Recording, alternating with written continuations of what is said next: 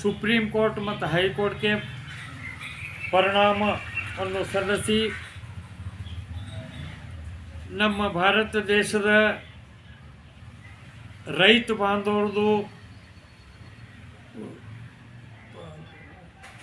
ದುಃಖದ ವ್ಯವಸ್ಥೆಯಲ್ಲಿ ಇದ್ದಂಥದ್ದು ಒಂದು ಕಷ್ಟವನ್ನು ನಾವು ಸುಪ್ರೀಂ ಕೋರ್ಟ್ ಮತ್ತು ಹೈಕೋರ್ಟ್ ಎದರ ಒಂದು ಸತ್ಯತೆಯನ್ನು ಅವರು ಎದನ್ನು ಇಡ್ಲಿಕ್ಕೆ ಇಚ್ಛಪಡ್ತೀನಿ. ಕೆಲವು ರೈತ ಬಾಂಧವರು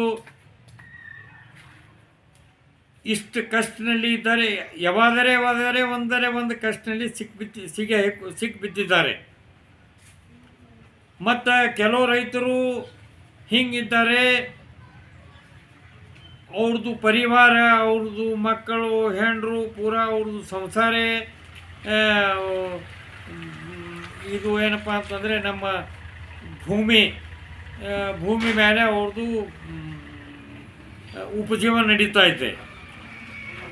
ಅದಕ್ಕೆ ಬಿಟ್ಟರೆ ಆ ರೈತರಿಗೆ ಬೇರೆ ಯಾವುದೇ ಒಂದು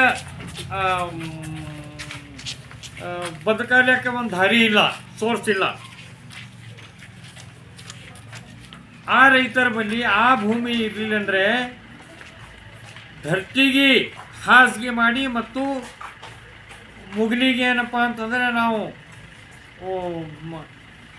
ನಮ್ಮದು ಒಂದು ನಮ್ಮದು ಒಂದು ಛತ್ ಮಾಡಿ ಅಲ್ಲಿ ಏನಪ್ಪ ಅಂದರೆ ಅವ್ರು ಜೀವನ ಮಾಡಬೇಕಾಗುತ್ತದೆ.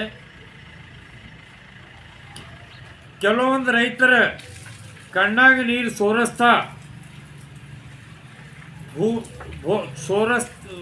ಕಣ್ಣಾಗ ನೀರು ಸೋರಿಸ್ತಾ ತಿರುಗಾಡ್ತಾ ಇದ್ದಾರೆ.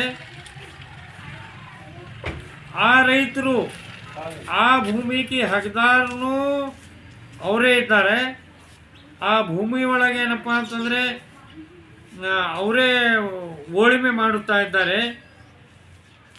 ಅಂಥ ರೈತರ ಮೇಲೆ ಕೆಲವೊಂದು ದುಷ್ಟರು ಆ ಭೂಮಿಗಿನೂ ಆ ರೈತ ಭೂಮಿಗಿನೂ ಅವ್ರದ್ದು ಏನೂ ಸಂಬಂಧ ಇರಲ್ಲ, ಮತ್ತು ಆ ರೈತ ಬಾಂಧವ್ರ ಪರಿವಾರದಿಂದಲೂ ಯಾವಾಗಲೂ ಅವರು ನೆಂಟಸ್ಥಾನ ಅವ್ರ ಸಂಬಂಧ ಇರಂಗಿಲ್ಲ.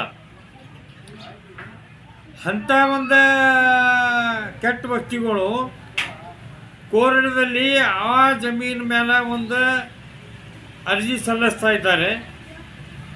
ಕೋರ್ಟ್ನಿಂದ ಆ ರೈತರಿಗೆ ಒಂದು ನೋಟಿಸ್ ಬರ್ತಾ ಇದೆ. ಆ ನೋಟಿಸ್ ಬಂದಾಗ ಆ ರೈತರು ಕೋರ್ಟ್ಗೆ ಏನಂದರೆ ವರ್ಷಾನುಗಟ್ಲಿಂದ ಏನಪ್ಪ ಅಂದರೆ ಕೋರ್ಟ್ಗೆ ತಿರುಗಾಡ್ಕೊತ ಇದ್ದಾರೆ. ಕೆಲವೊಂದು ಕೇಸ್ಗಳು ಹಿಂಗಿದ್ದಾವೆ, 20-30 ವರ್ಷ 50-60 ವರ್ಷದಿಂದ ನಡೀತಾ ಇದ್ದಾವೆ. ಕೆಲವೊಂದು ಕೇಸ್ 100 ವರ್ಷಕ್ಕಿಂತ ದಾಟಿ ಹೋಗಿದ್ದಾವೆ. ಹಂಗೆ ಎಲ್ಲರಿಗೂ ನಮಗೆ ತಿಳಿಬರುತ್ತದೆ. ಈ ಅಮಾಯಕ ರೈತರ ಮೇಲೆ ಅತ್ಯಾಚಾರ ಮತ್ತು ಅವ್ರ ಮೇಲೆ ಅನ್ಯಾಯ, ಅವ್ರಿಗೆ ಕಷ್ಟನ್ಯಾಗ ಅವ್ರಿಗೆ ಏನು ತೊಂದರೆ ಕೊಡ್ತಾ ಇದ್ದಾರೆ. ಅಂಥ ಮಂದಿಲಿಂದ ಮುಕ್ತಿ ಕೊಡಬೇಕೆಂದು ನಾವು ರೈತ ಬಾಂಧವರ ಕೃತಿಯಿಂದ ಸುಪ್ರೀಂ ಕೋರ್ಟ್ ಮತ್ತು ಹೈಕೋರ್ಟ್ಗೆ ಕೈ ಮುಗಿದು ವಿನಂತಿ ಮಾಡ್ಕೋತೀವಿ, ರಿಕ್ವೆಸ್ಟ್ ಮಾಡ್ಕೋತೀವಿ. ಅವ್ರಿಗೆ ಮುಕ್ತಿ ಕೊಡಿಸ್ಬೇಕಂತ ಹೇಳಿ ಕೋರ್ಟ್ಲಿಂದ ನಾವು ಮನವಿ ಮಾಡ್ಕೋತೀವಿ. Supreme court,